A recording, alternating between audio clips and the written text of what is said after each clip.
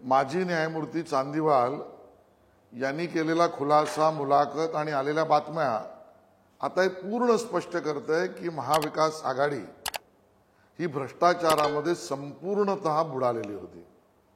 वसुली गँग, सचिन वाझे यांचं स्टेटमेंट, चांदीवाल साहेबांनी दिलेल्या माहितीच्या आधारावर जे समोर येत आहे की सरकारने त्या काळात उद्धवजी मुख्यमंत्री असताना या आयोगाला मदत केली नाही, व्यवस्था उभ्या करून दिल्या नाहीत, या सगळ्यातून आवश्यक कागदपत्र पुरावे समोर आणलेच नाहीत आणि कुठली क्लीन चिट या चांदीवाल आयोगाने अनिल देशमुख यांना दिलीच नाही।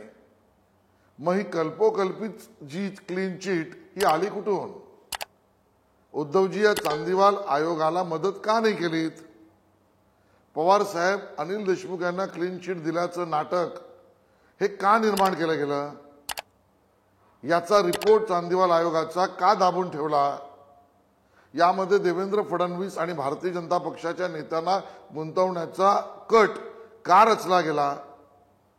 सचिन वाझे यांनी दिलेलं स्टेटमेंट की माझ्यावर दबाव टाकण्यात आला होता हे सत्य आता समोर आलेलं असताना या सगळ्या गौड बंगालामध्ये उद्धवजी, शरद पवार साहेब आणि तिन्ही पक्षांनी महाविकास आघाडी यांच्यातली अपारदर्शकता काय सांगते?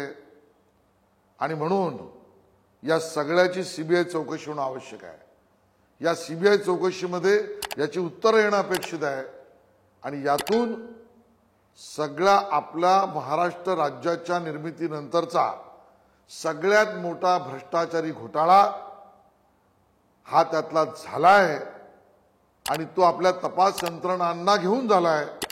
तो तत्कालीन गृहमंत्र्यांनी केलाय, त्याच्यावर पडदा तत्कालीन मुख्यमंत्री उद्धवजींनी टाकलाय। या सगळ्याची सीबीआय चौकशी झाली पाहिजे।